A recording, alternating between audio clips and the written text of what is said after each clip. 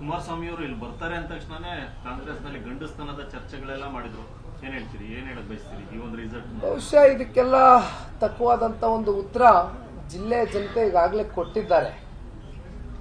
ಇದ್ರ ಬಗ್ಗೆ ಮತ್ತೆ ಮಾತನಾಡ್ತಕ್ಕಂಥದ್ದು ಸೂಕ್ತ ಅಲ್ಲ. ಯಾಕೆಂದರೆ ಚುನಾವಣೆ ಸಂದರ್ಭದಲ್ಲಿ ಇವತ್ತು ಬೆಂಗಳೂರು ಗ್ರಾಮಾಂತರದಲ್ಲೂ ಕೂಡ ಇದೇ ರೀತಿ ಮಾತುಗಳು ಕೇಳಿಬಂತು. ಒಬ್ಬ ಯುವಕನಾಗಿ ನಾನು ಬಹಳ ಚಿಕ್ಕ ವಯಸ್ಸಿನಲ್ಲೇ ಅರ್ಥ ಮಾಡ್ಕೊಂಡಿರ್ತಕ್ಕಂಥದ್ದು, ನನ್ನ ಚುನಾವಣೆ ಸಂದರ್ಭದಲ್ಲೂ ಕೂಡ ಕೆಲವೊಂದಷ್ಟು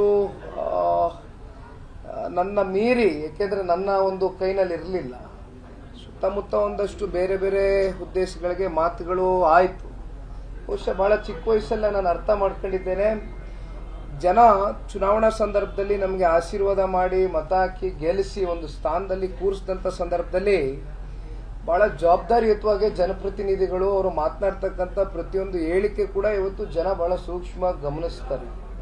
ಹಾಗಾಗಿ ಇವತ್ತು ನಾವು ಅಧಿಕಾರದಲ್ಲಿ ಇದೀವಿ ಅನ್ನೋ ಮಾತ್ರಕ್ಕೆ ನಾವು ಏನು ಬೇಕಾದ್ರೂ ಮಾತನಾಡ್ಬೋದು ಅಂತಕ್ಕಂಥ ಒಂದು ಉದ್ದಟತನವನ್ನು ಬಿಟ್ಟು ಅಧಿಕಾರವನ್ನ ಜನ ಕೊಟ್ಟಂತ ಸಂದರ್ಭದಲ್ಲಿ ಯಾವ ರೀತಿ ಅದು ಜನಸಾಮಾನ್ಯರ ಒಂದು ಏಳಿಗೆಗೋಸ್ಕರ ಸಮಾಜ ಕಟ್ಟಲಿಕ್ಕೆ ನಾವು ಅದನ್ನ ಉಪಯೋಗ ಮಾಡ್ಕೊಳ್ತೀವಿ ಅಂತಕ್ಕಂಥದ್ರ ಬಗ್ಗೆ ಚಿಂತನೆ ಮಾಡಬೇಕಾಗ್ತದೆ ಜನಪ್ರತಿನಿಧಿಗಳು.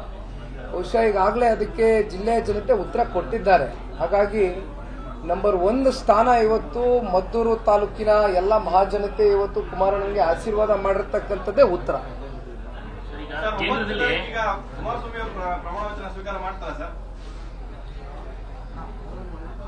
ಕುಮಾರಣ್ಣ ಈ ರಾಜ್ಯವನ್ನ ಕಟ್ತಕ್ಕಂಥ ಒಂದು ಕಲ್ಪನೆ ಏನಿದೆ, ಪ್ರಾರಂಭದಲ್ಲಿ ನಾನು ಹೇಳ್ದಂಗೆ ಈ ರಾಜ್ಯದ ಮುಖ್ಯಮಂತ್ರಿಗಳಾಗಿ ಅವ್ರದೇ ಆದಂಥ ಕೊಡುಗೆ ರೈತರಿಗಿರ್ಬೋದು, ಅನೇಕ ಸಂದರ್ಭದಲ್ಲಿ ಸಾಕಷ್ಟು ಉದಾಹರಣೆಗಳಿದೆ.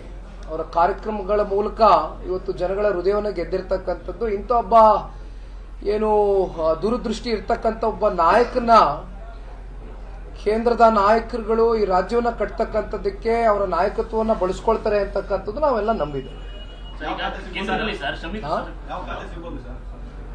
ಅದ್ರ ಬಗ್ಗೆ ಇನ್ನೂ ಏನು ನನಗೆ ತಿಳಿದ ಮಟ್ಟಕ್ಕೆ ಚರ್ಚೆ ಆಗಿಲ್ಲಣ್ಣ. ಇವತ್ತು ಮಾನ್ಯ ಕುಮಾರಣ್ಣ ಅವರು ದೆಹಲಿಯಲ್ಲಿ ಇದ್ದಾರೆ. ಬೆಳಗ್ಗೆ 11 ಗಂಟೆಗೆ ಈಗ ಆಲ್ರೆಡಿ ಮೀಟಿಂಗ್ ಪ್ರಾರಂಭ ಆಗಿದೆ, ಮಧ್ಯಾಹ್ನ 2 ಗಂಟೆಗೆ ಮುಕ್ತಾಯ ಆಗಬಹುದು. ಯಾವುದೇ ರೀತಿ ಕುಮಾರಣ್ಣ ಅವರು ಚುನಾವಣೆಗಿಂತ ಮುಂಚಿತವಾಗಲಿ ಚುನಾವಣೆ ಆದ ನಂತರ ಆಗಲಿ ಡಿಮ್ಯಾಂಡ್ಗಳು ಇಡ್ತಕ್ಕಂಥ ಒಬ್ಬ ನಾಯಕರಲ್ಲ.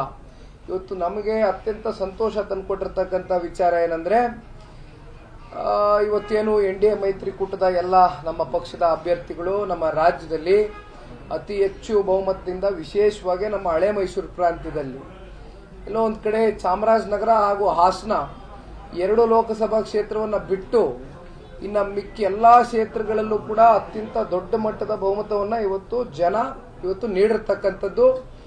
ಕುಮಾರಣ್ಣನ ನಾಯಕತ್ವದ ಮೇಲೆ ಇವತ್ತು ವಿಶ್ವಾಸ ಇಟ್ಟು ಜನ ಮತ ನೀಡಿದ್ದಾರೆ. ಯಡಿಯೂರಪ್ಪಜಿಯವರ ನಾಯಕತ್ವದ ಮೇಲೆ ವಿಶ್ವಾಸ ಇಟ್ಟು ಇವತ್ತು ಜನ ಮತ ನೀಡಿದ್ದಾರೆ.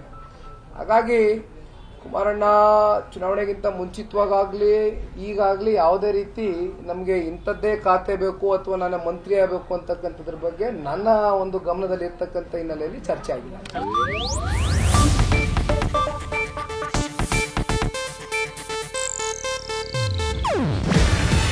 ಇದು ಏಷ್ಯಾನೆಟ್ ನ್ಯೂಸ್ ನೆಟ್ವರ್ಕ್ ಪ್ರಸ್ತುತಿ. ನೀವು ನೋಡ್ತಿದ್ದೀರಾ ಏಷ್ಯಾನೆಟ್ ಸುವರ್ಣ ನ್ಯೂಸ್.